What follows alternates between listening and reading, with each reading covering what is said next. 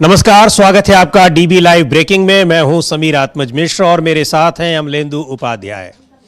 राजनीतिक सरगर्मी इस समय बिहार में फिर एक बार बढ़ गई है। वहां एक बार फिर सरकार बदलने की तो नहीं, लेकिन सरकार का चेहरा बदलने की तो नहीं, लेकिन सरकार बदलने की कोशिशें हो रही हैं, तैयारियां हो रही हैं। बताया जा रहा है कि नीतीश कुमार एक बार फिर अपना सपोर्टर बदलने की तैयारी में है। यानी अभी उनको भारतीय जनता पार्टी के समर्थन से, उनके सपोर्ट से सरकार चला रहे हैं, लेकिन ऐसा माना जा रहा है कि शायद एक बार फिर वो इंडिया गठबंधन के साथ सरकार चलाने की इच्छा जता चुके हैं।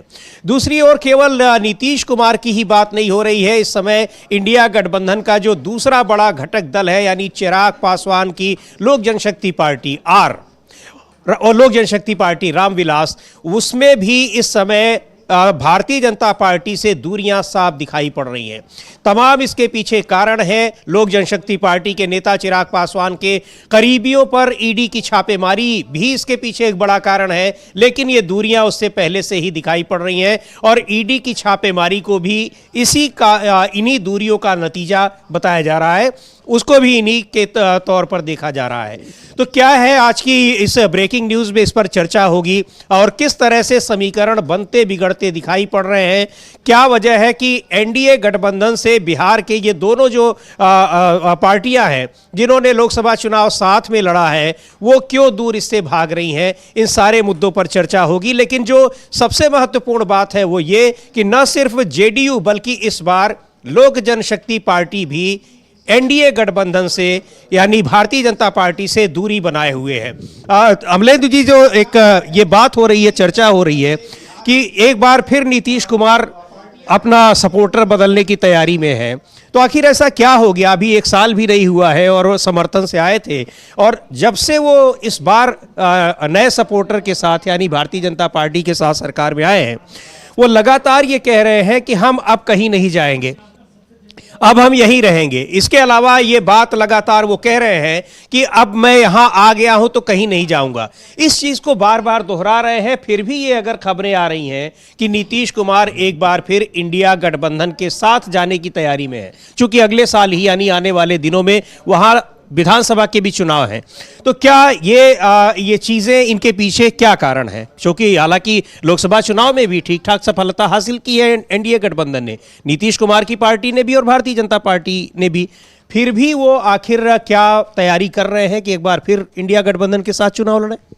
देखिए समीर जी, एक तो लोकसभा चुनाव की परिस्थितियां और राज्य की विधानसभा चुनाव की परिस्थितियां दूसरी हुआ करती हैं। पिछले विधानसभा चुनाव में भी एनडीए लड़ा था और नीतीश कुमार एनडीए के साथ लड़े थे, लेकिन जो महागठबंधन था यानी तेजस्वी यादव के साथ मिलकर महागठबंधन ने बहुत तगड़ी टक्कर जो थी वो दी थी एनडीए को, जबकि उससे पिछला जो लोकसभा चुनाव था उसमें भी एनडीए को अपार सफलता बिहार में मिली थी। नीतीश कुमार ये अच्छे तरीके से समझ रहे हैं कि बीजेपी के साथ अब चुनाव में जाना खतरे से खाली नहीं है, तो इसलिए भी अंदरूनी तैयारियां कुछ चल रही हैं।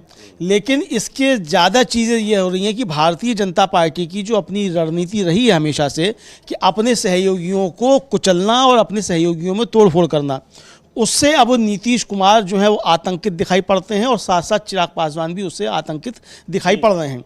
दूसरी बात यह है कि दोनों अच्छे तरीके से समझ रहे हैं कि अब मोदी सरकार जो है वो बिना नीतीश कुमार और बिना चिराग पासवान के चल नहीं सकती है, ये समझ में आ गया है। और अब इस स्थिति में नहीं है मोदी सरकार या मोदी के चाणक्य कि वो लोकसभा के सदस्यों में कोई तोड़फोड़ या कोई ऑपरेशन लोटस चलाकर अपनी केंद्र में सरकार बचा लें। तो अब अगर बिहार में वो पाला पलटते हैं तो इसका मतलब कि खतरे में आ जाएगी केंद्र की मोदी सरकार, और किसी हाल में वो नहीं कर पाएगी अपनी तोड़फोड़ की वो रणनीति जो अब तक वो करती रही है। तो ये दोनों की समझ में आ गया है कि ये इस समय कमजोरी का समय है, और अगर अभी भारतीय जनता पार्टी को मजबूत होने दिया गया तो भारतीय जनता पार्टी हमेशा जो है ब्लैकमेल करती रहेगी। ये दोनों की चीज़ें समझ में आ रही हैं। तो इसलिए अब जो समीकरण बदल रहे हैं, उधर भारतीय जनता पार्टी जिस तरीके का काम करती है, पहले कह दिया गया अमित शाह की तरफ से कि पार्टी का नेतृत्व तय करेगा कि किसके नेतृत्व में चुनाव लड़ाना है। फिर समझ में आया कि ये मामला बूमरैंग कर गया है। उधर जो विजय किशोर सिन्हा जो है उन्होंने कह दिया कि साहब वो जब तक कि अटल यहाँ बीजेपी की सरकार नहीं बनती तब तक अटल जी का सपना वो सच्ची सच्ची श्रद्धांजलि नहीं होगी। तो आप अटल जी को श्रद्धांजलि दे दो। फिर नीतीश कुमार कह रहे हैं कि जब तुम्हें अटल जी को श्रद्धांजलि देनी है तो उन्हीं को श्रद्धांजलि दे लो, हमारे साथ श्रद्धा से क्यों जुड़े हुए हो। बिल्कुल, तो ये सहयोगी दलों को ये अब खासतौर पर नीतीश कुमार को ये लग रहा है कि अब ये आखिरी मौका होगा। अगर भारतीय जनता पार्टी के साथ वो चुनाव लड़ते हैं तो फिर उनकी पार्टी अब अस्तित्व में उसका बने रहना बड़ा मुश्किल हो जाएगा, क्योंकि पिछले विधानसभा चुनाव में ही उनके जिस तरह से विधायक कम हो गए और चिराग पासवान की पार्टी ने सभी सीटों पर चुनाव लड़ने की घोषणा की, उसका नुकसान भी हुआ। तो ये साफ अब दिखाई पड़ रहा है नीतीश कुमार को। लेकिन लोक जनशक्ति पार्टी भी इस समय बगावती मूड में दिखाई पड़ रही है और अमलेंदु जी इसके पीछे निश्चित तौर पर इस मुद्दे को भी एक महत्वपूर्ण माना जा रहा है कि जो राज्यसभा में गृह मंत्री अमित शाह का बाबा साहब डॉक्टर भीमराव अंबेडकर को लेकर जो बयान दिया गया था, क्योंकि उस बयान पर ये दोनों ही पार्टियां भारतीय जनता पार्टी का समर्थन भी नहीं कर पा रही हैं, विरोध भी नहीं कर पा रही हैं, लेकिन उनके अपने मतदाताओं का, उनके अपने नेताओं का ये दबाव जरूर है कि उस पर कोई ना कोई तो स्टैंड लेना ही पड़ेगा। हाँ देखिए समीर जी, बाबा साहब का मुद्दा भी अब गंभीर मुद्दा बनकर सामने आ गया है। और जिस तरीके से तेजस्वी यादव ने हमला किया कि अगर रामविलास पासवान होते तो अमित शाह से माफ़ी मंगवाकर छोड़ते, और चिराग पासवान जो हैं वो हाँ में हाँ मिला रहे हैं अमित शाह की, इस तरीके का उन्होंने हमला किया। तो ये अब बाबा साहब डॉक्टर भीमराव अम्बेडकर का अपमान एक बड़ा मुद्दा बन गया। नीतीश कुमार भी इस पर एकदम खामोश हैं और नीतीश कुमार ने अमित शाह का समर्थन नहीं किया है। और जो एनडीए की बैठक बुलाएगी, नीतीश कुमार उस बैठक में नहीं आए, जबकि आज नीतीश कुमार दिल्ली में हैं। यानी 25 दिसंबर को नीतीश कुमार दिल्ली में नहीं थे जब एनडीए की बैठक बुलाई गई, लेकिन आज नीतीश कुमार दिल्ली में हैं और खबर यह है कि वो डॉक्टर मनमोहन सिंह के परिवार से भी मुलाकात करेंगे जी, और कांग्रेस पार्टी के कुछ और नेताओं से भी मुलाकात का शायद कार्यक्रम है। हालांकि वो कार्यक्रम आधिकारिक रूप से नहीं आया है, लेकिन ऐसा कहा जा रहा है। इस बारे में हमारे साथी अविनाश कुछ जानकारी है उनके पास, कुछ जो अपडेट है अब तक की जो जानकारी है वो हम लोगों तक पहुंचाएंगे, बताएंगे कि क्या चल रहा है, किस तरह से बैठकों का दौर चल रहा है और नीतीश कुमार के एक बार फिर पलटने की खबरें क्यों इतनी मजबूती के साथ निकलकर बाहर आ रही हैं। जी अविनाश। हाँ, अभी जो बताया जा रहा है कि जो नीतीश कुमार दिल्ली आ रहे हैं, वो एक तो ये बताया जा रहा है कि वो चेकअप कराने आ रहे हैं, उनका एम्स में इलाज चल रहा है, तो हर महीने वो यहाँ चेकअप कराने के लिए आते हैं। लेकिन इस समय ये भी कहा जा रहा है कि वो मनमोहन सिंह के परिवार से भी मिलेंगे और इस दौरान उनकी कांग्रेस के कुछ नेताओं से भी मुलाकात तय मानी जा रही है। दूसरा, जो नीतीश कुमार को लेकर काफ़ी समय से चल रही हैं, और खाली नीतीश कुमार को लेकर ही नहीं चल रही है बल्कि वहाँ बिहार में इस समय चिराग पासवान को लेकर भी इस तरह की खबरें आ रही हैं, तो कि वो भी पलटने वाले हैं। तो दूसरी बात यह है कि आपने कुछ 3 दिन पहले ही जो चिराग पासवान की पार्टी के संसदीय बोर्ड के जो अध्यक्ष हैं हुलास पांडे, उनके यहाँ ईडी का छापा पड़ा था, और इसके साथ ये भी खबर आई थी कि जो ईडी का छापा पड़ा है उससे कुछ दिनों पहले चिराग पासवान की और तेजस्वी यादव के बीच में मीटिंग हुई है पटना में, और करीब 1.5 से 2 घंटे के तक, करीब 1 घंटे 50 मिनट का तो बताया गया है कि मीटिंग चली है, और उसके बाद से ये छापेमारी शुरू हुई है। और जो हुलास पांडे पर जो छापा पड़ा है, उससे पहले संजीव हंस के ठिकानों पर भी छापा पड़ा था।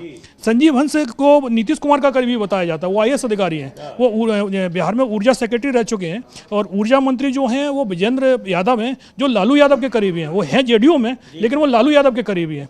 तो जिस तरीके से ईडी अचानक ही सक्रिय हो गई है, उसका सीधा सीधा ये बताया जा रहा है कि बिहार में कोई बहुत बड़ा खेल होने वाला है, और उसके संकेत तो वैसे भी मिलने लगे हैं कि भाई जब अमित शाह बुलाते हैं तो नीतीश कुमार मिलने के लिए नहीं जाते हैं, लेकिन अब वो दिल्ली आ रहे हैं तो कांग्रेस के नेताओं से मुलाकात कर रहे हैं।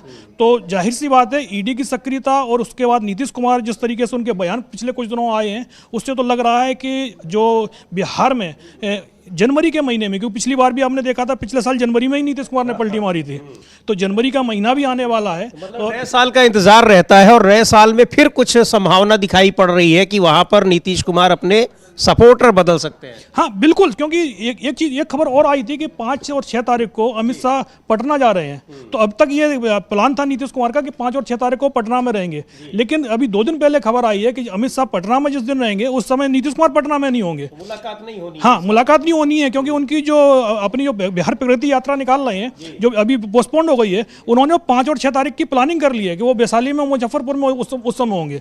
तो जाहिर सी बात है कि नीतीश कुमार अमित शाह से मुलाकात अभी जो एनडीए की 25 तारीख को बैठक हुई थी उसमें भी नहीं आए थे, और अब जब अमित शाह पटना जा रहे हैं तब भी मुलाकात होते हुए नहीं दिख रही है। लेकिन ये खबर जरूर आ रही है कि राहुल गांधी 17-18 तारीख को पटना जा रहे हैं और उस समय मुलाकात शायद हो सकती है। अभी ये कंफर्मेशन नहीं है, लेकिन 17-18 तारीख को, क्योंकि ये भी कहा जा रहा है कि नीतीश कुमार जो खरमास चलता है उसमें कोई बहुत बड़े डिसीजन ले लेते हैं लेकिन उसकी घोषणा नहीं करते हैं। 14 तारीख को खत्म हो जाएगा, 14 जनवरी को।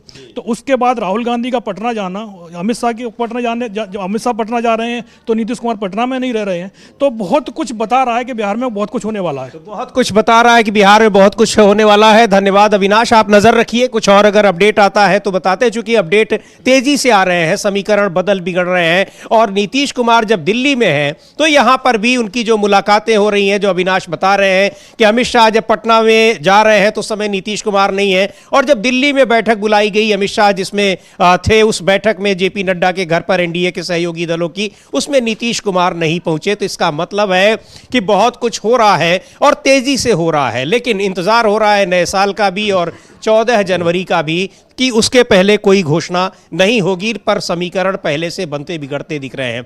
और जिस तरह से इसका, और इन समीकरणों के बदलने बिगड़ने मुलाकातों का एक जो पुख्ता प्रमाण है वो ये है कि नीतीश के करीबियों के यहाँ और चिराग पासवान के करीबियों के यहाँ ईडी की छापेमारी। अमलेंदु जी।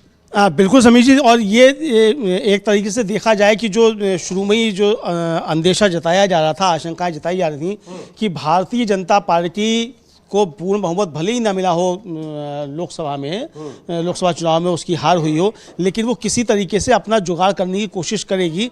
और चूंकि गलती जो है वो नीतीश कुमार और चंद्रबाबू नायडू कर चुके हैं मोदी को प्रधानमंत्री बनवा कर, तो अब ईडी और सीबीआई उनके कब्जे में सीधे सीधे आ चुके हैं। तो अब वो इसका इस्तेमाल जो है वो पहले अपने सहयोगियों पे करेंगे, अब विपक्षियों पे कम करेंगे, चूंकि उन्हें अपने सहयोगियों को जला कर रखना है, और अगर इनको नहीं जलाएंगे तो मामला खराब हो सकता है, ये सहयोगी दबाव बना सकते हैं। जिस तरीके से बजट को लेकर चंद्रबाबू नायडू और नीतीश कुमार ने दबाव बनाया था, और उसके बाद पूरा बजट जो था वो आंध्र प्रदेश और बिहार को समर्पित कर दिया गया केंद्र सरकार का, उससे समझ में आया कि मोदी सरकार जो है वो इनके दबाव में है इस तरीके से। लेकिन अब उसकी काट जो खोजी जा रही है, तो उसी के बाद समीर जी आप देखिए संजीव हंस के यहाँ जो थी वो छापेमारी हुई, और संजीव हंस नीतीश कुमार के बहुत नज़दीकी, बहुत करीबी समझे जाते हैं। और एक तरीके से देखा जाए तो जो हुलास पांडे हैं वो रामविलास पासवान के समय से उनके बहुत ज़्यादा नज़दीकी हैं उस पर परिवार के, मतलब, और यहाँ तक कि वो संसदीय दल के अध्यक्ष रहे हैं लोजपा रामविलास के। तो आप समझ सकते हैं कि कितना बड़ा कद है। उनके यहाँ अगर ईडी की छापेमारी होती है तो ये साफ संकेत चिराग पासवान को देने की थी। असल में जातिगत जनगणना के सवाल पर और आरक्षण के सवाल पर चिराग पासवान खुलकर जो थे वो बोले, और इस सरकार से उन्होंने अपनी असहमतियां दर्ज कराई थी। यानी वो अपना एजेंडा छोड़ना नहीं चाहते। तो भारतीय जनता पार्टी का जो सांप्रदायिक विभाजन का एजेंडा है, चिराग पासवान उस पर जाना नहीं चाहते।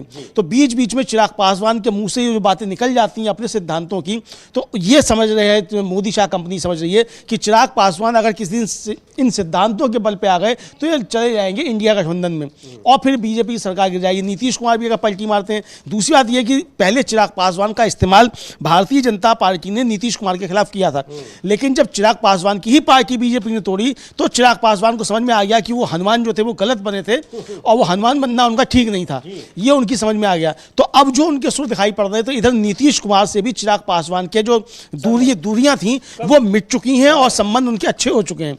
तो यानी अब नीतीश कुमार और चिराग पासवान मिलकर कोई फैसला ले सकते हैं।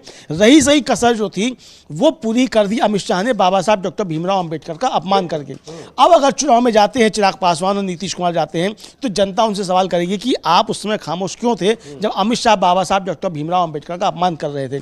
तो यानी अब एक तरीके से देखा जाए समीर जी, तो अब नीतीश कुमार और चिराग पासवान के सामने रास्ता खुला हुआ है। उनके पास एनडीए को छोड़ने का एक माकूल जो है वो कहा जाए मौका भी है और कारण भी, दोनों चीजें हैं उनके पास। एक चीज और अमलेंदु जी, बिल्कुल आप सही कह रहे हैं। दूसरी बात ये कि आपने कहा कि अब चूंकि तेलुगु देशम पार्टी और खास तौर पर जेडीयू एलजेपी की मदद से ही ये सरकार टिकी हुई है, केंद्र की सरकार, और शुरू में जिस तरह से बजट में दोनों ही राज्यों के लिए जमकर जो उन्होंने मांगा वो दिया गया। हालांकि जेडीयू के लोग खुश नहीं थे उन सारी चीजों से, लेकिन फिर भी पर उसके बाद जिस तरह से भारतीय जनता पार्टी आक्रामक शैली दिखा रही है, आक्रामकता दिखा रही है अपने सहयोगी दलों के खिलाफ, और अब इस तरह से अगर ईडी की छापेमारी हो रही है तो अब इन लोगों को यह भी महसूस हो रहा होगा कि शुरू में तो सरकार बनानी थी और उस समय मदद लेनी थी, लेकिन ये रवैया जो पिछले 10 साल से जो कार्यशैली अपनाई जा रही है पीएम मोदी के नेतृत्व वाली सरकार में, वो बदलने वाली नहीं है, इसका भी आभास दे दिया है सरकार ने। बिल्कुल समीर जी, सरकार ने आभास दे दिया है और वो किसी भी हाल में बदल नहीं रहे हैं, ये साफ तौर पे समझ में आ गया है। और जिस तरीके से उनका बर्ताव अपने दलों के साथ में, आप देखिए कि एकनाथ शिंदे को सामने रखकर चुनाव लड़ा गया, और एकनाथ शिंदे जब यहाँ सरकार बन गई तो एकनाथ शिंदे को एक तरह से कहा दूध में से मक्खी की तरह जो है निकाल कर बाहर कर दिया गया, और एकनाथ शिंदे ने अभी तक जो है वो उप मुख्यमंत्री पद का पदभार जो है वो ग्रहण नहीं किया है। शपथ तो ले ली है लेकिन उन्होंने ऑफिस जो है वो ज्वाइन नहीं किया है एकनाथ शिंदे ने। तो नीतीश कुमार को भी ये समझ में आ रहा है कि अगर बीजेपी के साथ मिलकर लड़ते हैं तो बीजेपी उनके साथ वही कर सकती है जो एकनाथ शिंदे के साथ किया था। तो नीतीश कुमार काफ़ी कुछ सोच कर चल रहे हैं। सूचनाएं ये भी है कि नीतीश कुमार की और लालू प्रसाद यादव की आपस में कुछ बातचीत भी हो चुकी है। हालांकि तेजस्वी यादव जो हैं वो इस समय नीतीश कुमार से नाराज बताए जाते हैं, तेजस्वी की इच्छा नहीं है ऐसा समझा जाता है। लेकिन इसको स्ट्रेटजी भी समझा जा सकता है, इसको स्ट्रेटजी भी समझा जा सकता है कि तेजस्वी ऊपर से ऐसे बोलते रहे और आपस में एक दूसरे के साथ बोलते रहे, और फिर जो नीतीश कुमार कहते हैं, नीतीश कुमार का भी इन जब खबरों के बीच नीतीश कुमार का भी एक बयान आया कि वो नहीं पलटने वाले हैं, कहीं नहीं जाने वाले। हाँ, उनका भी बयान आया, वो कहीं नहीं जाने वाले हैं। और बार बार जो है वो ये कहते रहते हैं कि अब हम गलती हो गई, हम कहीं नहीं जाएंगे और इधर नहीं जाएंगे उधर नहीं जाएंगे, अब हम यहीं रहेंगे, और बार बार जो पैर छूने की कोशिश जो नरेंद्र मोदी की करते हैं, तो वो भी सब एक नीतीश कुमार का एक स्ट्रेटजी का हिस्सा है। नीतीश कुमार किसी भी तरीके से मुख्यमंत्री बने रहना चाहते हैं और वो ये समझ रहे हैं कि भारतीय जनता पार्टी के साथ अब चुनाव में जाना खतरे से खाली नहीं है किसी भी तरीके से। जी बिल्कुल, और ये समय है कि ये दबाव काम आएगा, क्योंकि केंद्र की सरकार इन्हीं दोनों की पार्टियों की बदौलत टिकी हुई है। और अगर जिस तरह से देखा जाए तो 5 सांसद लोकसभा में एलजेपी के हैं, चिराग पासवान की पार्टी के, 12 सांसद नीतीश कुमार की जेडीयू के हैं, उधर एकनाथ शिंदे के पास 7 सांसद हैं, 16 तेलुगु देशम पार्टी। यानी ये पार्टियां अगर जरा भी बगावत का रुख अपनाती हैं, एनडीए से नाराजगी दिखाती हैं, तो सरकार को कई मौकों पर 6 महीने के भीतर ही कई मौकों पर झुका चुकी हैं। लेकिन जिस तरह से ये दबाव की राजनीति कर रही है भारतीय जनता पार्टी, यानी जो छापेमारी हो रही है सहयोगी दलों के नेताओं और उनके नेताओं के करीबियों के यहाँ, उसको देखते हुए केंद्र की सरकार कब संकट में आ जाए ये कहना बड़ा मुश्किल है। और अगर बिहार की सरकार यहाँ पर जिस तरह से चर्चाएं हो रही हैं कि नीतीश कुमार एक बार फिर पलट सकते हैं, तो नीतीश कुमार के पलटने का सीधा मतलब होगा कि केंद्र में जो एनडीए की सरकार है उस पर खतरे मंडराने लग जाएंगे, खतरा आ ही जाएगा सीधे तौर पर। बिल्कुल समीर जी, खतरा आ ही जाएगा, खतरा आ ही गया है। इस समय मोदी सरकार खतरे में ही चल रही है, एक तरीके से आप समझा जा सकता है। और अमित शाह के वक्तव्य को लेकर तो काफ़ी ज़्यादा बवाल जो है वो मचा हुआ है, वो कम होने का नाम नहीं ले रहा है किसी भी तरीके से। और आप देखिए कि कल जब डॉक्टर मनमोहन सिंह की अंत्येष्टि में पहुंचे थे अमित शाह, उनका चेहरा बुझा बुझा सा था, वो नजरें नहीं मिला पा रहे थे अपने सहयोगियों से, किसी से भी जो अगल बगल भी बैठे हुए थे उनसे भी।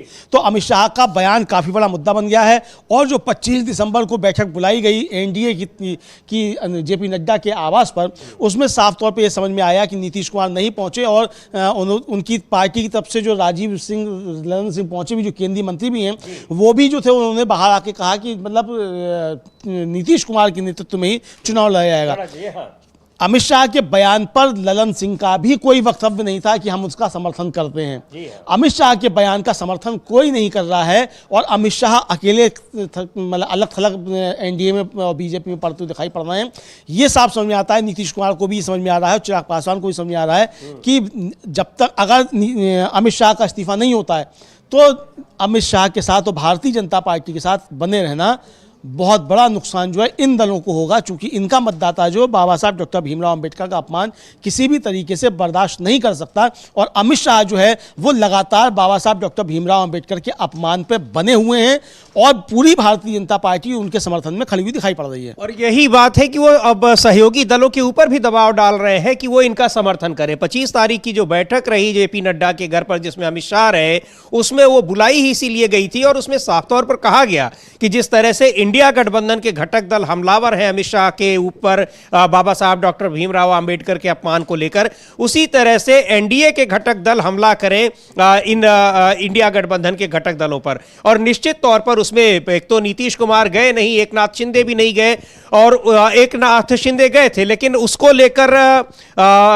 जो जिस तरह से दबाव बनाने की कोशिश की जा रही है एनडीए के घटक दलों पर, उस दबाव को भी ये मुझे लग रहा है अमलेंदु जी की ये नेता सोच रहे हैं कि ये अच्छा मौका है कि निकल ले। और चूंकि अगर ये दबाव बनाया गया, इन्होंने अगर इस पे समर्थन किया बीजेपी का, तो कहीं ना कहीं फिर जो मतदाता है वो खिसक जाएगा, पूरी तरह से खिसक जाएगा। वैसे ही बीजेपी के साथ बने रहने पर इन घटक दलों के ऊपर तलवार लटकी है कि इनका अस्तित्व कब तक रहेगा ये पता नहीं। हाँ बिल्कुल, अब समीर जी, और ये एक तरीके से देखा जाए बड़ा संकट जो है इनके सामने, सबके सामने खड़ा हो गया है, और ये साफ समझ में आ रहा है कि मतलब बीजेपी जो कर रही है उसका असर इन दलों के ऊपर होता हुआ दिखाई पड़ रहा है, और इनको समझ में आ रहा है कि बीजेपी अपनी तो राजनीति कर रही है, लेकिन इसका संकट जो है वो किसके ऊपर पड़ रहा है, असर जो है वो इन दलों के ऊपर पड़ रहा है। क्योंकि इनका मतदाता जो है ये बर्दाश्त नहीं कर सकता कि बाबा साहब डॉक्टर भीमराव अंबेडकर का अपमान किया जाए।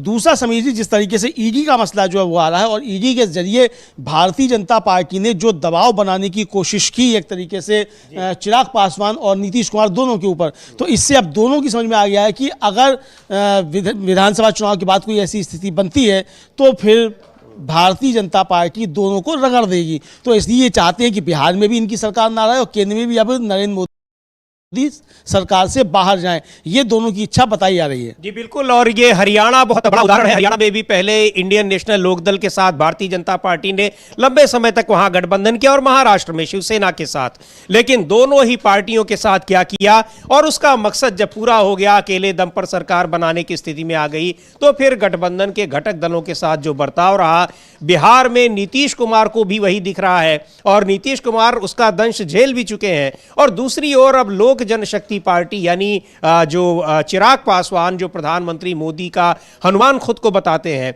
उनको भी ये आशंका दिख रही है, और जरा सी उनकी जो बैठक होने लगी, यानी तेजस्वी यादव से मुलाकात भर हो गई, इसकी भनक लग गई, और उसके बाद उनके सहयोगियों के यहां ईडी के छापेमारी शुरू हो गई। इसका मतलब उनको यह संकेत दे दिया गया कि आप अगर जरा सा भी इधर से उधर जाने की कोशिश करेंगे तो ईडी और सीबीआई और इनकम टैक्स आपके यहां भी जाने से कतराएंगे नहीं, वो चले जाएंगे।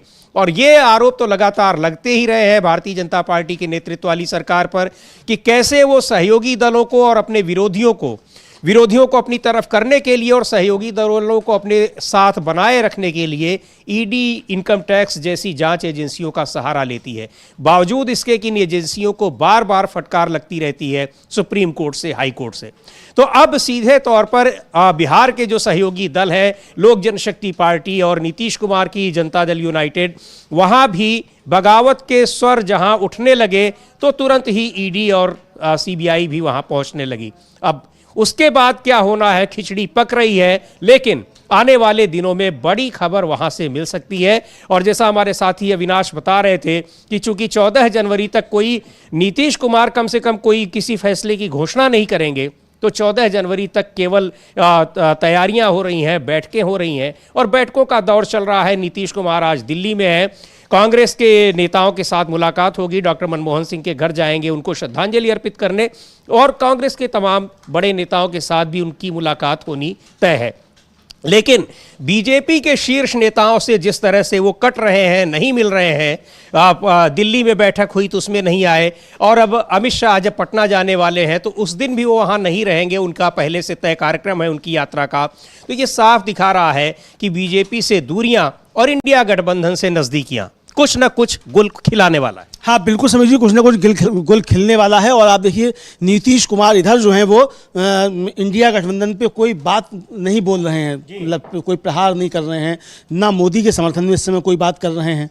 तो ये भी एक तरीके से देखा जा सकता है। इधर चिराग पासवान भी जो है वो बिल्कुल खामोश हैं। तो दोनों के मन में कुछ ना कुछ तो चल रहा है, मन की बात दोनों की अभी तक सामने निकल कर नहीं आ रही है, और लगता ये है कि इनकी बात निकल कर सामने तभी आएगी जब अंदर सारी चीज़ें पक जाएंगी, तब इनकी मन की बात सामने निकल कर आएगी। समीर जी जी बिल्कुल, तो मन की बात नहीं निकल कर आ रही है सामने, और लेकिन मन में चल बहुत कुछ रहा है, बैठकें चल रही हैं, वार्ताएं चल रही हैं और बहुत कुछ हो रहा है।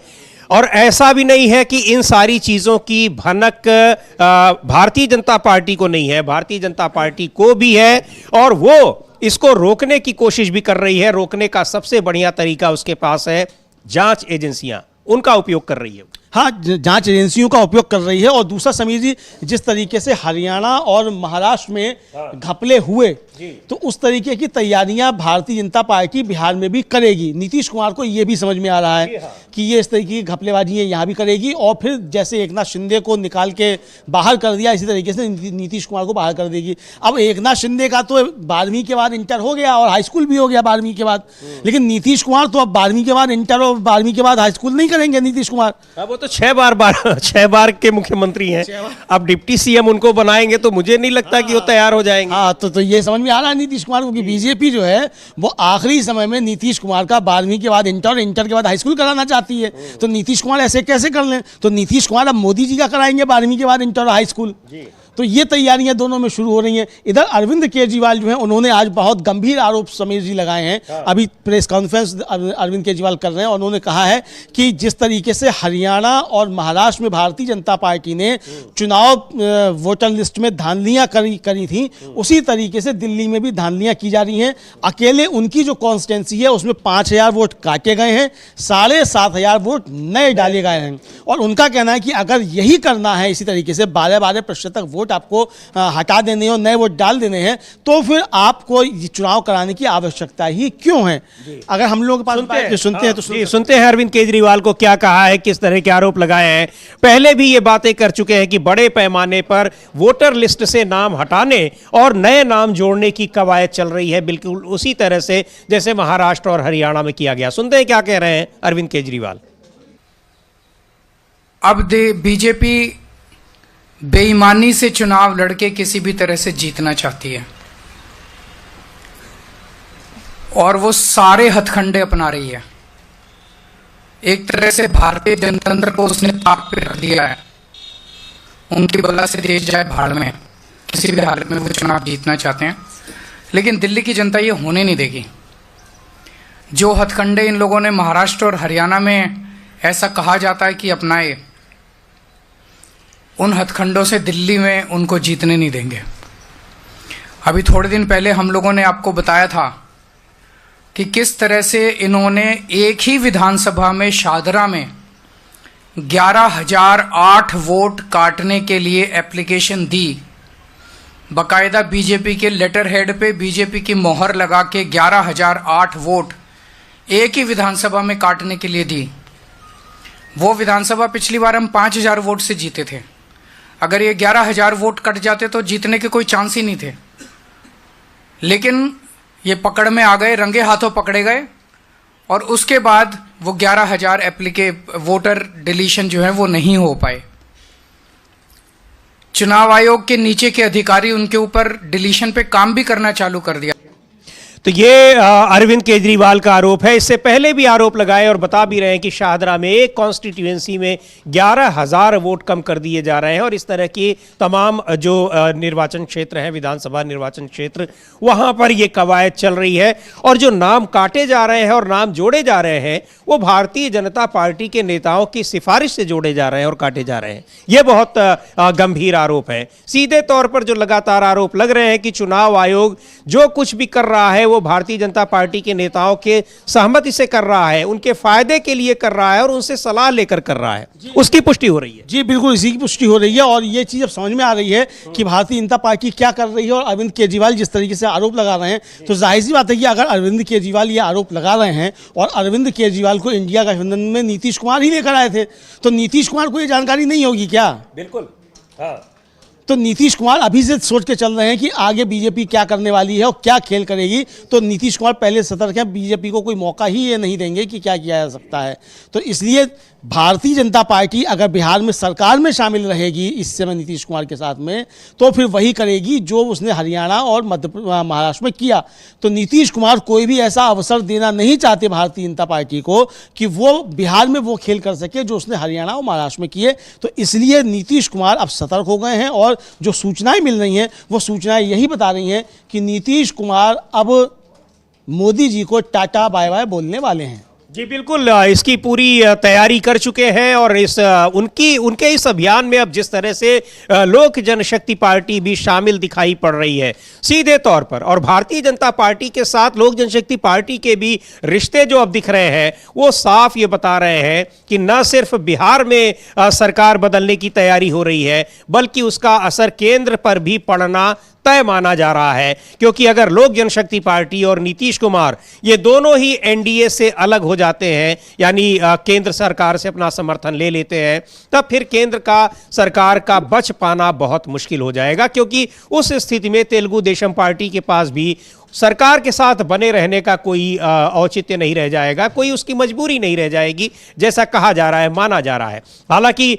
तेलुगु देशम पार्टी लगातार तमाम दबाव बनाकर अपने राज्य के फायदे के लिए बहुत कुछ फायदा ले रही है, लेकिन ये चीज़ें सिर्फ तभी तक हैं जब तक दिल्ली की सरकार यानी केंद्र सरकार आसानी से चल रही है। 12, 5, 17 सांसदों के साथ और उधर एकनाथ शिंदे तैयार बैठे हैं। डिप्टी सीएम बनने के बाद भी वो अपना पदभार नहीं ग्रहण कर रहे हैं। जो विभाग चाहते थे उनको वो विभाग भी नहीं दिया गया, यानी वहां पर जिस तरह से उनको लगातार नीचा दिखाने की कोशिश की गई और नीचे कर भी दिया गया, उन सारी चीज़ों को लेकर नाराज़गी बनी हुई है। 7 सांसद उनके पास हैं, तो लगभग ये 20 सांसद अगर अलग हो जाते हैं तो भारतीय जनता पार्टी के नेतृत्व वाली एनडीए सरकार पर संकट आना तय माना जा रहा है। हाँ बिल्कुल, ये तय माना जा रहा है समीर जी, और ये संकट भारतीय जनता पार्टी खुद तैयार कर रही है एक तरीके से देखा जाए। मतलब जिस तरीके से सरकारों को और खासतौर से अपने सहयोगियों को डिस्टर्ब करने की जो बीजेपी की रणनीति है उस रणनीति पे काम कर रही है। और नीतीश कुमार अब यही समझ रहे हैं कि अब नीतीश कुमार का 12वीं के बाद हाई स्कूल कराने की तैयारी बीजेपी कर रही है। तो नीतीश कुमार जो है वो चूंकि बहुत खाए खेले हैं और क्लास में आगे बैठकर पढ़े हैं राजनीति की क्लास में खास तौर से, तो इसलिए वो बता रहे हैं कि मोदी जी मैं आपसे सीनियर हूँ और आप जब जो थे वो घुटनों पर चला करते थे तब मैं क्लास में आगे बैठ कर पढ़ा करता था, तो अब आप मेरे स्कूल के जूनियर छात्र हैं तो कम से कम मुझे आप जो है वो हाई स्कूल मतलब इंटर के बाद हाई स्कूल कराने की मत सोचिए। तो ये जो है वो नीतीश कुमार अब तय कर रहे हैं। तो अब देखना ये समीर जी कि ये जो चल रहा है बिहार में इसका केंद्र की राजनीति पर भी क्या असर पड़ता है। क्योंकि अगर नीतीश कुमार, चिराग पासवान और एकनाथ शिंदे ये तीनों अगर मिल जाते हैं समीर जी, तो केंद्र सरकार का जो है टाटा बाय बाय भी हो जाएगा और बिहार और महाराष्ट्र में भी काफ़ी ज़्यादा उथल पुथल देखने को मिलेगी। जी बिल्कुल, क्योंकि महज 293 सीटें हैं इस समय एनडीए के पास, गठबंधन के पास 272 चाहिए। अगर उनमें से 20 सीटें इन्हीं लोगों के पास है कम हो जाती हैं और तेलुगु देशम पार्टी भी अगर छोड़ देती है एनडीए का साथ, तब तो फिर सरकार चली ही जाएगी। लेकिन इन्हीं तीनों दलों की बदौलत अगर ये 3 दल भी साथ छोड़ देते हैं तो संकट में आना तय है सरकार का। लेकिन एक बात और है अमलेंदु जी, इस स्थिति से बचने के लिए ये केंद्र सरकार जरूर करेगी, क्योंकि बिहार में सरकार आए ना आए उससे फर्क नहीं पड़ता है। लेकिन अगर केंद्र सरकार पर खतरा आएगा तो कोई भी समझौता करने के लिए केंद्र सरकार तैयार रहेगी, भारतीय जनता पार्टी तैयार रहेगी। क्या केंद्रीय नेतृत्व के दबाव में जो बीजेपी का बिहार का नेतृत्व भी है वो भी समझौता करने को तैयार होगा, या फिर बीजेपी के अंदर भी उथल पुथल मचेगी इस चीज को लेकर? देखिए समीर जी, एक तो बीजेपी के अंदर काफी ज्यादा उथल पुथल है, दूसरा बिहार में बीजेपी के पास कोई इस तरीके का नेतृत्व नहीं है जो किसी भी तरीके से नीतीश कुमार का या तेजस्वी का या लालू का सामना कर सके। पहली बात तो ये, तो इसलिए बिहार के बीजेपी के नेताओं की ना वक्तव्यों का कोई मानी है और ना कोई उनके प्रतिरोध और उनकी आवाज का कोई मतलब है। वरना तो कह रहे थे कि साहब नीतीश कुमार के लिए दरवाजे बंद हैं, ये तो कहा था खुद अमित शाह ने। तो जब अमित शाह ने बंद कर दिए थे दरवाजे, वो दरवाजे खुल गए, तो अमित शाह की भी कुछ नहीं चल रही है। इसका मतलब बीजेपी में बिहार के मामले में देखा जाए, इसका मतलब साफ साफ है कि नीतीश कुमार अच्छे तरीके से समझते हैं कि उनको कहाँ क्या दांव चलना है और कब किस समय पलटी मारनी है, ये नीतीश कुमार को अच्छी तरीके से मालूम है और नीतीश कुमार उसकी अच्छे तरीके से तैयारी कर रहे हैं। दूसरी बात यह है कि जिस तरीके से गिरिराज सिंह की यात्रा के जरिए बिहार का सांप्रदायिक माहौल खराब करने की कोशिश की गई, नीतीश कुमार उससे और ज़्यादा सजग हो गए कि भारतीय जनता पार्टी सारे वो कुकर्म करेगी जो उसने और राज्यों में किए हैं, तो यहाँ नीतीश कुमार उसको किसी भी तरीके से सफल होने देना नहीं चाहते भारतीय जनता पार्टी को। दोष उन्हीं पे आएगा, दोष उन्हीं पे आएगा। और इससे कमजोर कौन होगा? नीतीश कमजोर होंगे। मजबूत कौन होगी? बीजेपी मजबूत होगी। तो ये साफ तौर पर नीतीश को समझ में आ गया। तो नीतीश कुमार अब अपने आगे की रणनीति देखकर चल रहे हैं। दूसरा उनकी समझ में याद आया कि नीतीश कुमार के बाद पार्टी का क्या होगा, ये भी है। इधर अरविंद केजरीवाल ने, समीर जी, जो है एक चिट्ठी जो है वो लिखी है, जो जिला नई दिल्ली का जिला निर्वाचन अधिकारी है, वो चिट्ठी हम लोग आप देख रहे हैं, ये है इस पे, और उन्होंने इसमें लिखा है कि मैं आपको तत्काल यह कहने के लिए लिख रहा हूं। जी बिल्कुल, वो लिख रहे हैं अरविंद केजरीवाल अपने पत्र में कि मैं आपको तत्काल ये बताने के लिए लिख रहा हूं कि पिछले कुछ दिनों में नई दिल्ली विधानसभा क्षेत्र में मतदाता सूची में नाम जोड़ने और हटाने के लिए आवेदनों की संख्या में उल्लेखनीय वृद्धि हुई है। तो ये चीज़ें लिखी हुई है और उसके बाद उन्होंने उसका पूरा ब्यौरा दिया हुआ है, फॉर्म 6 जो मिला हुआ है कि किस तरह से किन किन नामों को जोड़ने के लिए और उनको हटाने के लिए एप्लीकेशन दिए गए हैं, आवेदन दिए गए हैं, उसका जिक्र किया है। यानी अरविंद केजरीवाल बार बार चुनाव आयोग पर, पूरी चुनावी प्रक्रिया पर सवाल उठा रहे हैं कि नई दिल्ली में विधानसभा चुनाव में किस तरह से चुनाव आयोग भारतीय जनता पार्टी के साथ मिलकर धांधली करने की कोशिश कर रहा है। कोशिश नहीं कर रहा है बल्कि पूरी तैयारी कर चुका है। बीजेपी के नेताओं की सिफारिश पर मतदाताओं के नाम काटे गए हैं, काटे जा रहे हैं और जोड़े जा रहे हैं। उसका ब्यौरा मांगा है। अब ये देखना है कि चुनाव आयोग उनको क्या इसका जवाब देता है, क्या उसी तरह से दे देता है जैसे हरियाणा और महाराष्ट्र के विधानसभा चुनाव में जो धांधली के आरोप रहे उनका दे दिया गया, या फिर कुछ और जवाब देता है। लेकिन पहले से ही महाराष्ट्र का विधानसभा चुनाव का मामला सुप्रीम कोर्ट में है। उसको लेकर जो चुनाव आयोग है वो कोर्ट में भी घिरा हुआ है, विपक्षी दलों के निशाने पर भी है। लेकिन अब जिस तरह से दिल्ली विधानसभा चुनाव से ठीक पहले मतदाता सूचियों में आरोप लग रहे हैं वो बड़े गंभीर आरोप हैं और वो साफ दिखा रहे हैं कि ये सारी जो कवायद हो रही है वो भारतीय जनता पार्टी के नेताओं के सिफारिश पर, उनकी सलाह पर चुनाव आयोग ये सब कर रहा है। हाँ बिल्कुल बिल्कुल समीर जी, चुनाव आयोग सब ये कर रहा है और बीजेपी के नेताओं की सिफारिश पे कर रहा है। ये सीधा आरोप तो अरविंद केजरीवाल ने लगाया ही है और साथ में वो डॉक्यूमेंट्स भी दिए हैं कि कौन से मतदाताओं के नाम काटे जा रहे हैं, किस तरीके से, वो भी लिस्ट में उन्होंने सिफारिश की है, ये भी दिखाया जा रहा है। इसका मतलब समीर जी की भारतीय जनता पार्टी बड़े पैमाने पर जो खेल करती है वो खेल पकड़ में आ गए। और अरविंद केजरीवाल का साफ कहना है कि हरियाणा और महाराष्ट्र में भारतीय जनता पार्टी ने जो किया वो हम दिल्ली में नहीं होने देंगे और इस तरीके से भारतीय जनता पार्टी को वोटर लिस्टों में हेराफेरी नहीं करने देंगे, फर्जी वोट भारतीय जनता पार्टी को नहीं बढ़वाने देंगे, ये उनका कहना है। जी बिल्कुल। इससे पहले शाहदरा सीट का के सारे दस्तावेज दिए गए थे, चुनाव आयोग को पूछा गया था। उसके बाद अब नई दिल्ली सीट के दस्तावेज उपलब्ध कराए जा रहे हैं जहां धांधली के आरोप लगा रहे हैं अरविंद केजरीवाल और कह रहे हैं कि बड़ी संख्या में मतदाताओं के नाम काटे जा रहे हैं। नई दिल्ली वही सीट है जहां से अरविंद केजरीवाल खुद विधायक हैं, चुनाव वहां से लगातार लड़ते हैं। एक बार सुनते हैं किस तरह के आरोप लगा रहे हैं अरविंद केजरीवाल और क्या उन्होंने चुनाव आयोग को, जो निर्वाचन अधिकारी को, लिख कर दिया है अपने पत्र में। आज मैं अपनी विधानसभा के कुछ डेटा आपके सामने रख रहा हूं। नई दिल्ली विधानसभा के, नई दिल्ली विधानसभा का इनका ऑपरेशन लोटस 15 दिसंबर से चालू हुआ है। 15 दिसंबर से आज तक, यानी कि 15 दिन में इन्होंने लगभग 5000 एप्लीकेशन डिलीशन की डाली है। 5000 वोटर्स डिलीट करने की एप्लीकेशन 15 दिन में डाली है और लगभग 7500 एप्लीकेशन इन्होंने एडिशन की डाली है। मैं आप लोगों की जानकारी के लिए बता दूं कि चुनाव आयोग ने 7500 एप्लीकेशंस एडिशन की, 7500 वोट ऐड कराने के लिए और 5000 वोट डिलीट कराने के लिए। और मेरी विधानसभा में टोटल वोट 1,06,000 हैं।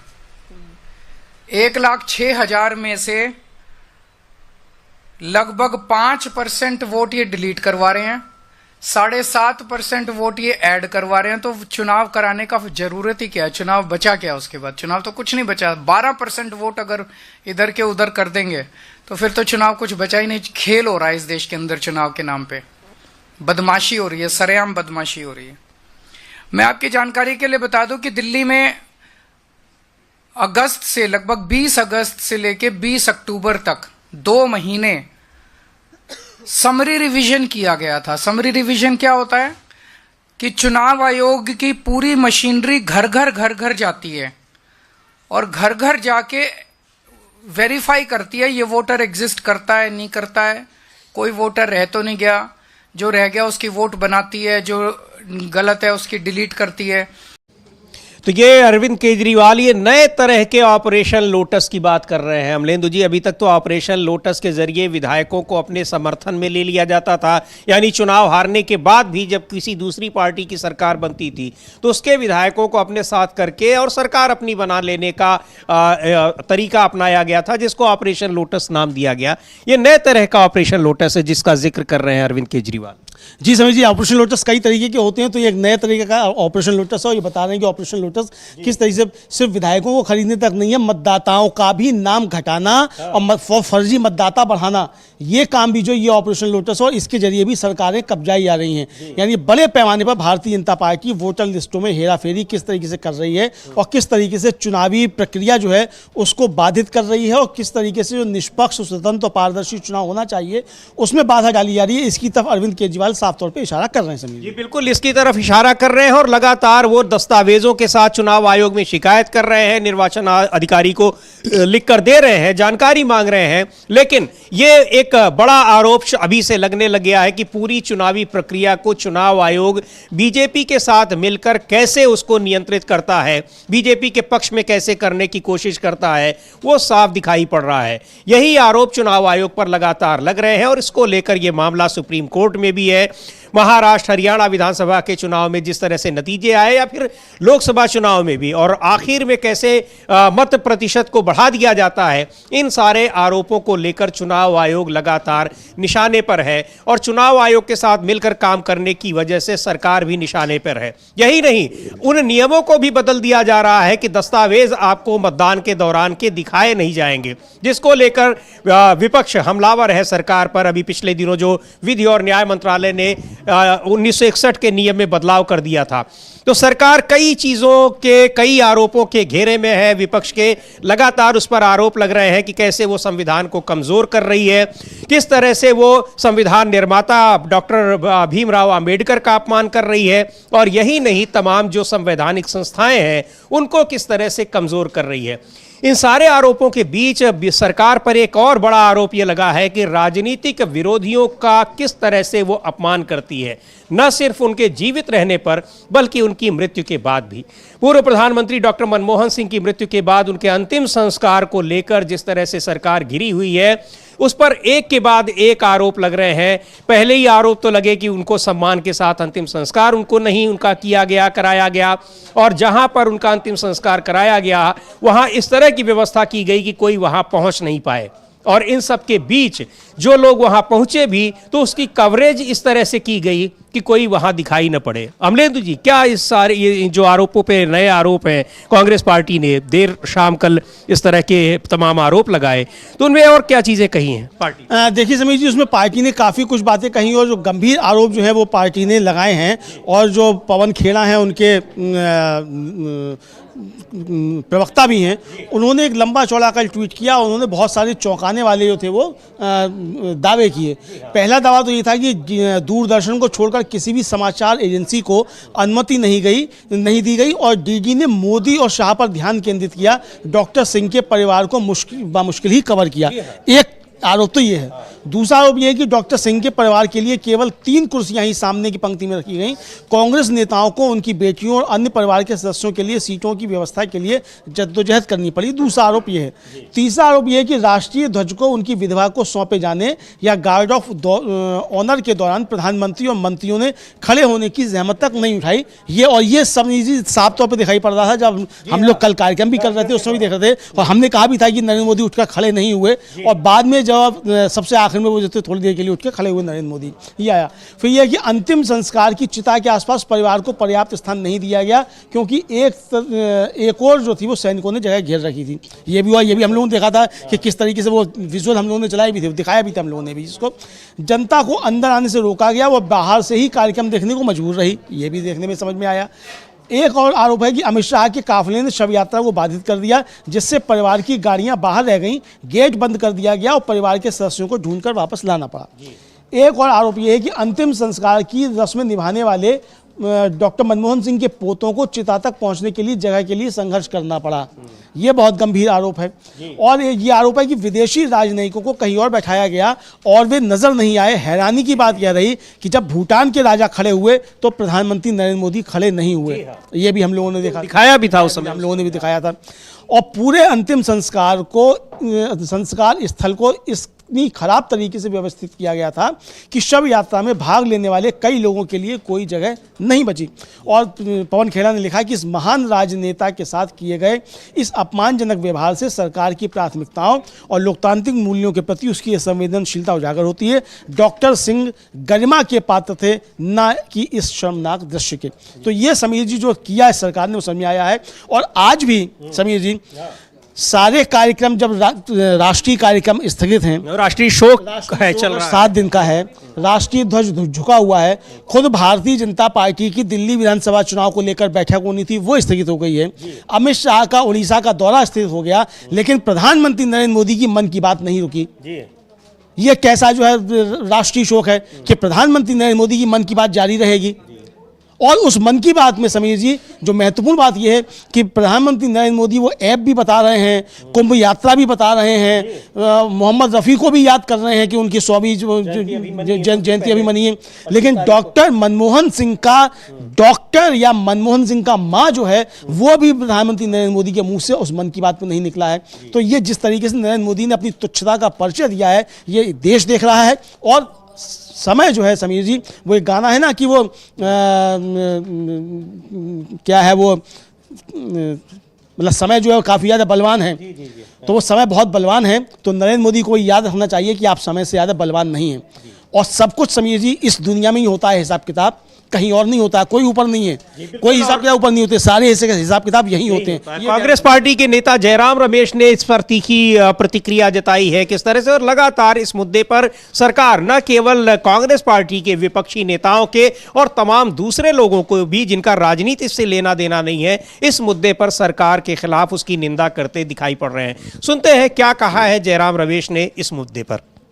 जब प्रधानमंत्री थे, मुझे याद है सारे संवेदनशील मुद्दों पर सर्वदलीय बैठक बुलाया करते थे। पिछले 10 साल में मैं सवाल पूछना चाहता हूं, कितने सर्वदलीय बैठक प्रधानमंत्री ने की है? कितने?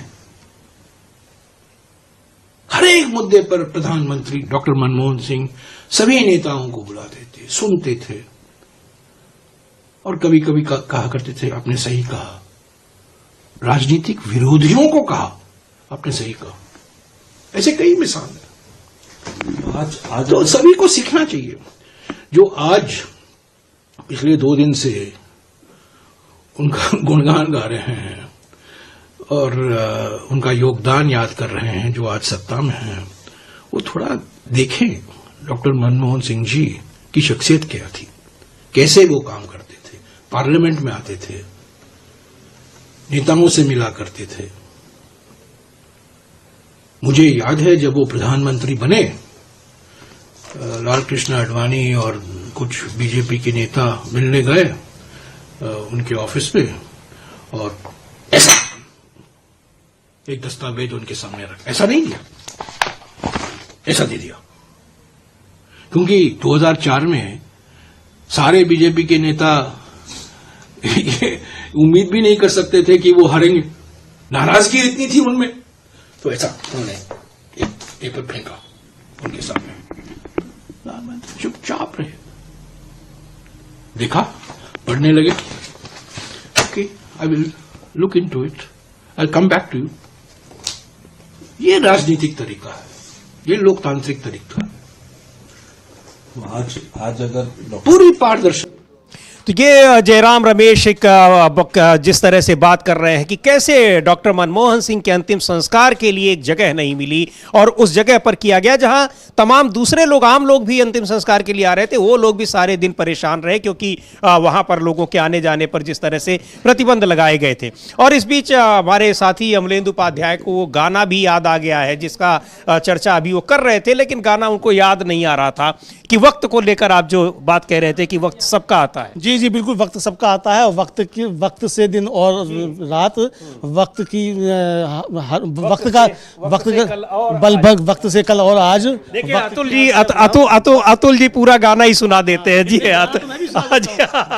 वक्त का हर शय गुलाम, वक्त का हर शय गुलाम, वक्त की हर शय गुलाम, वक्त का हर शय पे राज। ये है तो ये गाना, ये मतलब वक्त की जो अहमियत है, वो समय का जो महत्व है सबको पता है और समय कभी भी स्थायी नहीं रहता है, हर क्षण बदलता रहता है, हर व्यक्ति के लिए बदलता रहता है। ये अपने आप में महत्वपूर्ण है। लेकिन जिस तरह से पूर्व प्रधानमंत्री और जिनकी दुनिया भर में किस तरह से उनको सम्मान दिया गया, न सिर्फ वो जब प्रधानमंत्री रहे, प्रधानमंत्री पद से हटने के बाद भी लगातार 10 साल उनके खिलाफ इतना जो विपक्षी दलों के नेताओं ने कैंपेन चलाया, उन सब के बावजूद उनके निधन के बाद जिस तरह से लोगों का समर्थन मिला, उसको कैसे कम किया जा सकता है। सरकार ने जिस तरह से उनके अंतिम संस्कार में सम्मान नहीं दिया, उसको लेकर इसीलिए लोगों की तरफ से उसको निंदा झेलनी पड़ रही है सरकार को। लेकिन लगता नहीं कि उसके ऊपर असर है, क्योंकि सरकार की तरफ से लगातार जो कुछ किया गया उसको जस्टिफाई करने की कोशिश हो रही है। हाँ बिल्कुल समझिए, सरकार जो है उसको जस्टिफाई कर रही है कि जो उसने डॉक्टर मनमोहन सिंह के साथ जो बुरा बर्ताव किया आखिरी समय में भी, उसको जस्टिफाई करने की कोशिशें की जा रही हैं और ये बहुत गंभीर सवाल जो है उठ रहे हैं। और नरेंद्र मोदी के पूरे चाल चरित्र, चेहरा जो है उनका वो सामने आ गया है, इस सरकार का, नरेंद्र मोदी सरकार का वो आ गया है। और जो महत्वपूर्ण बात है समीर जी, जो हम लोगों ने कहा कि मन की बात जो है क्यों हो रहा है, आज क्यों हुआ मन की बात, जबकि 7 दिन का राष्ट्रीय शोक है और राष्ट्रीय शोक में भी यानी नरेंद्र मोदी की मन की बातें जारी रहेंगी और उसमें आप डॉक्टर मनमोहन सिंह का जिक्र भी नहीं करेंगे। बिल्कुल, ये सब चीजें सामने आ रही हैं। तो ये सरकार की बदनीयती और बदगुमानी जो है सरकार की, और किस तरीके से अहंकारी ये सरकार है, ये आ रहा है। लेकिन अहंकार किसी का भी टिकता नहीं है समीर जी, ये नरेंद्र मोदी को समझना चाहिए, क्योंकि वक्त का हर शय पे राज। जी बिल्कुल, और वक्त बदल रहा है, हमेशा बदलता है, हर क्षण बदलता है। और लग रहा है, जैसा हम आपको लगातार बता रहे हैं, कि बिहार में भी बदल रहा है और उसके तमाम संकेत दिखाई पड़ रहे हैं। इसको हर लेवल पर जिस तरह से लगातार बैठकें हो रही हैं, नीतीश कुमार की बैठकें हो रही हैं, तेजस्वी यादव के साथ चिराग पासवान की बैठकें हो रही हैं, बीजेपी के साथ बैठकों को अवॉइड कर रहे हैं, नज़रअंदाज कर रहे हैं नीतीश कुमार। इन सब के बीच नीतीश कुमार कुछ सरकार में ऐसे फैसले भी ले रहे हैं जिनकी लगातार चर्चा हो रही है कि ये कभी भी मामला खेल बदल सकता है और नीतीश कुमार एक बार फिर मुख्यमंत्री तो बने रहेंगे, लेकिन अपना सपोर्टर बदल देंगे। हाँ बिल्कुल समीर जी, नीतीश कुमार ने बहुत बड़ी तैयारी शुरू कर ली है और खबर ये आ रही है कि नीतीश कुमार ने पुलिस विभाग में बड़े फेरबदल किए हैं और 62 IPS अधिकारियों का तबादला किया है, जिसमें ADG रैंक के भी 3 अधिकारी शामिल हैं। अब ये समीर जी, चूंकि दिसंबर चल रहा है, तो दिसंबर के महीने में इतने बड़े पैमाने पर नॉर्मल ट्रांसफर्स नहीं होते हैं। नॉर्मल ट्रांसफर्स जून से लेकर जुलाई के बीच में होते हैं, ताकि बच्चों का जो जिनके ट्रांसफर होते हैं उनका जो शैक्षणिक सत्र है वो बर्बाद ना हो। इतने बड़े पैमाने पर नहीं होते। इतने बड़े पैमाने पर ट्रांसफर का मतलब है कि नीतीश कुमार के मन में कुछ चल रहा है और उसकी तैयारियां नीतीश कुमार ने शुरू कर दी हैं। संजीव हंस पे ED की छापेमारी और हुलास पांडे पर ED की छापेमारी के बाद बिहार का परिदृश्य अब बदल रहा है। रही सही कसर जो है वो बाबा साहब डॉक्टर भीमराव अंबेडकर का, अमित शाह के अपमान ने जो है वो पूरी कर दी है। अब नीतीश कुमार के मन में कुछ ना कुछ चल रहा है, चूंकि ये तबादले भी जो हैं ये चुगली कर रहे हैं, एक तरीके से कहा जाए कि नीतीश कुमार कुछ बड़ा करने जा रहे हैं, जिससे मोदी सरकार भी प्रभावित होगी और बिहार में भी जो है वो खेला बड़ा होने वाला है समीर जी। बिल्कुल, इस तरह के प्रशासनिक बदलाव इतने बड़े पैमाने पर, बिल्कुल सही आप कह रहे हैं अमलेंदु जी, की सामान्य बात नहीं है। या तो फिर ये कोई बड़े बदलाव की आहट दिखाई पड़ रही है, कुछ चल रहा है, बड़ा कुछ चल रहा है। और यही नहीं, जिस तरह से बीजेपी बीजेपी की तरफ से भी चल रहा है, जो सहयोगी दल है नीतीश कुमार की पार्टी के नेताओं के खिलाफ और लोक जनशक्ति पार्टी के नेताओं के करीबियों के यहाँ छापेमारी हो रही है, वो सारी चीजें दिखा रही हैं कि एनडीए गठबंधन में क्या चल रहा है इस समय बिहार में। महाराष्ट्र में जो चल रहा है उसकी लगातार हम आपको खबर बता ही रहे हैं। एकनाथ शिंदे अभी भी सरकार में होने के बावजूद सरकार से संतुष्ट नहीं है, और दूसरी तरफ बिहार में ये जो खेल चल रहा है ये एक बड़े बदलाव की आहट दे रहा है, न सिर्फ इन राज्यों में बल्कि जो सबसे बड़ा परिवर्तन होने की जो संभावना दिख रही है वो केंद्र में दिखाई पड़ रही है, क्योंकि ये बिहार की और महाराष्ट्र की ये पार्टियां ऐसी हैं जो किसी भी समय केंद्र सरकार से उसको नीचे उतार सकती हैं, यानी उनके लिए खतरा पैदा कर सकती हैं, क्योंकि 240 सीटें ही भारतीय जनता पार्टी के पास हैं और उसका 240 में भी कितने कमिटेड सांसद हैं वो दिखाई पड़ गया संसद में उस समय जब वन नेशन वन इलेक्शन के मुद्दे पर वोटिंग हो रही थी। भारतीय जनता पार्टी के ही 20 से ज़्यादा सांसद गायब थे। तो एक बड़े खतरे की आशंका दिखाई पड़ रही है केंद्र सरकार के लिए, और इन परिस्थितियों में बिहार में जो बदलाव की आहट सुनाई दे रही है, तमाम उसके जो सबूत हैं वो दिखाई पड़ रहे हैं कि हाँ, ये अफवाहें नहीं हैं बल्कि इनके पीछे ठोस आधार है। हाँ बिल्कुल समझिए, ठोस आधार है, और सिर्फ आईपीएस अधिकारियों को ही तबादले नहीं किए हैं। पिछले लगभग 1 महीने में 40 आईएएस अधिकारियों के तबादले किए हैं, डीजीपी भी बदले गए हैं। तो यानी बहुत कुछ तैयारी काफ़ी समय से नीतीश कुमार कर रहे हैं, लेकिन चूंकि नीतीश कुमार के विषय में उनके ही मित्र जो है लालू प्रसाद यादव, उन्होंने बाकायदा लोकसभा में खड़े होकर कहा था कि हमारे मित्र नीतीश कुमार के पेट में दांत हैं। तो नीतीश कुमार के जो पेट में दांत हैं, मोदी जी उनके पेट के दांत नहीं गिन सकते।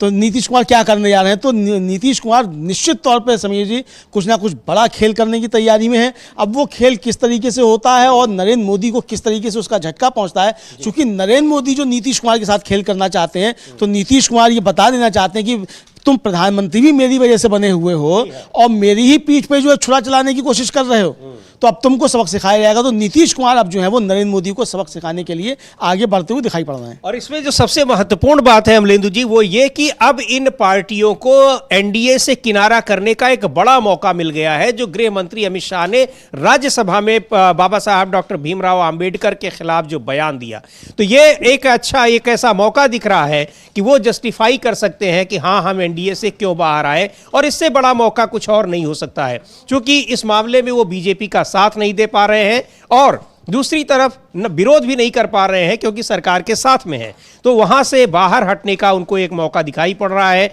और इसकी तैयारियां तो पहले से शुरू ही हो चुकी हैं, वो लगातार दिखाई पड़ रहा है। तो निश्चित तौर पर ये जो बातें हो रही हैं कि आने वाले नए साल में कोई बड़ा परिवर्तन हो सकता है बिहार में, वो साफ दिख रहा है। हाँ बिल्कुल समझिए, बिल्कुल साफ दिख रहा है, बड़ा परिवर्तन बिहार में कुछ हो सकता है। सूचनाएं ये भी हैं कि नीतीश कुमार और लालू प्रसाद यादव के बीच में कोई बातचीत हुई है, और जैसा कि अविनाश जी ने बताया हम लोगों को कि वो तेजस्वी यादव के साथ चिराग की भी शायद कुछ बातचीत हुई है। समझिए सूचनाएं इस तरीके की मिल रही है। उसके बाद ही चिराग के करीबी के यहाँ ईडी की छापेमारी, उसके बाद ही जो छापेमारी हो रही है। तो ये हालांकि वो 2 महीना हो गया लगभग बातचीत को चिराग पासवान और तेजस्वी की, लेकिन वो शुरू हो गया है, अंदर ही अंदर कुछ ना कुछ खेल चुकी है, साफ तौर पर समझ में आ रहा है। समीर जी बिल्कुल, तो ये साफ तौर पर समझ में आ रहा है, और एक मौका मिल गया है जो एनडीए के सहयोगी दल हैं, बाबा साहब डॉक्टर भीमराव आंबेडकर के अपमान का मामला, और उस अपमान को लेकर भारतीय जनता पार्टी की ओर से जिस तरह से सहयोगी दलों पर दबाव बनाने की कोशिश हो रही है कि वो इसमें भारतीय जनता पार्टी का साथ दें, वो इन सहयोगी दलों के लिए मुश्किल हो रहा है, क्योंकि साथ नहीं दे सकते। अगर देते हैं तो उनका ये सरकार में तो भले बने रहे, लेकिन जो उनका अपना जनाधार है, उनका जो अपना मतदाता है, जो कमिटेड मतदाता है, वो उनसे अलग चला जाएगा, दूर चला जाएगा, और निश्चित तौर पर अगर ऐसा होता है तो फिर इन पार्टियों के अस्तित्व पर ही संकट आ जाएगा। उसको देखते हुए जो एनडीए के सहयोगी दल हैं ना तो इस मुद्दे पर सरकार के समर्थन में आ पा रहे हैं, और दूसरी ओर ये जो तैयारियां हो रही हैं कि बिहार में कि वो सरकार से अलग हो सकते हैं, तो उसमें न सिर्फ जनता दल यूनाइटेड बल्कि लोक जनशक्ति पार्टी, और लोक जनशक्ति पार्टी की कि इस तरह से बगावत जब से एनडीए के साथ है पहली बार दिखाई पड़ रही है, कितनी तत्परता उसके अंदर दिखाई पड़ रही है। और निश्चित तौर पर इसके पीछे बाबा साहब डॉक्टर भीमराव अंबेडकर के अपमान का मामला ही दिखाई पड़ रहा है, जो वजह बन रहा है। हाँ बिल्कुल समीर जी, वो वजह बन रहा है। और आपको याद होगा कि लेटरल एंट्री पर भी सबसे पहले जो विरोध के स्वर थे वो एनडीए में से ही आए थे और वो चिराग पासवान के ही आए थे, सबसे पहले उनके आए थे। और यहाँ तक कह दिया था कि हमसे इस बारे में कोई बातचीत नहीं की गई और जब आएगा तब हम इसको दिखाएंगे। और फिर उसके बाद फिर था वो लेटरल एंट्री का, वो वापस लेना पड़ा मोदी सरकार को। तो यानी कि जो नीतिगत मसले हैं उन पर चिराग पासवान खुलकर बोले हैं और बीजेपी को यही जो है वो काफ़ी ज़्यादा अखड़ा है कि चिराग पासवान ये करना। तो इसीलिए हुलास पांडे के घर पर ईडी की छापेमारी कराकर चिराग पासवान को ये संदेश देने की कोशिश की गई कि बिहारी बाबू, जो युवा बिहारी बाबू लिखते हैं अपने को ट्विटर पर, कि युवा बिहारी बाबू जरा धीरे चलो, मोदी जी हैं या थोड़ा धीरे चलो। लेकिन बिहारी जो है, युवा बिहारी जो हैं वो भी बता रहे हैं कि एक बिहारी 100 पर भारी है, तो मोदी जी या तुम भी धीरे चलो, हम कुछ भी खेल कर सकते हैं। तो अब ये चिराग पासवान की बताने की तैयारी कर रहे हैं। तो बिल्कुल, तो राजनीति में जो शह और मात का खेल होता है जबरदस्त तरीके से इस समय चल रहा है और बिहार उसका एक जीता जागता उदाहरण है। शह मात के इस खेल में किसकी जीत होती है, किसकी हार होती है, वो देखने को मिलेगा। लेकिन दिलचस्प यही है कि ये खेल जिस तरह से चल रहा है, एक तरफ दूसरी इंडिया गठबंधन के घटक दलों के साथ एनडीए के घटक दलों के नेताओं की मुलाकातें हो रही हैं, बैठकें हो रही हैं, और जैसे ही ये खबर केंद्र सरकार को पता लग रही है, बीजेपी को पता लग रही है, तो उनको छापेमारी उनके नज़दीकियों के यहाँ हो रही है ताकि ये संदेश दिया जा सके कि ईडी, सीबीआई और इनकम टैक्स अभी भी हमारे पास है। लेकिन बड़ा सवाल ये है कि ये पार्टियां भी कह रही हैं कि आपके पास ये तभी तक हैं जब तक हम आपके साथ हैं। तो ये शहमात का दिलचस्प खेल अभी चलता रहेगा, क्योंकि अभी हमारे साथी जो अविनाश बता रहे थे कि 14 जनवरी से पहले कम से कम नीतीश कुमार कोई घोषणा नहीं करेंगे, फैसला लेकर रखे रहेंगे लेकिन कोई घोषणा नहीं करेंगे। तो उसके बाद ये घोषणा हो सकती है। और पिछली बार भी जब उन्होंने अपना जो सहयोगी बदला था, यानी अपना सपोर्टर बदला था, पिछले बार भी नए साल में ही बदला था। तो हम इस खेल पर जो कुछ भी अपडेट है उस पर नज़र बनाए हुए हैं, आप तक पहुंचाते रहेंगे। आप बने रहिए डीबी लाइव के साथ। इस कार्यक्रम को अब यहीं समाप्त करने की इजाज़त चाहते हैं। मुझे और अमलेंदु उपाध्याय को दीजिए अनुमति। नमस्कार।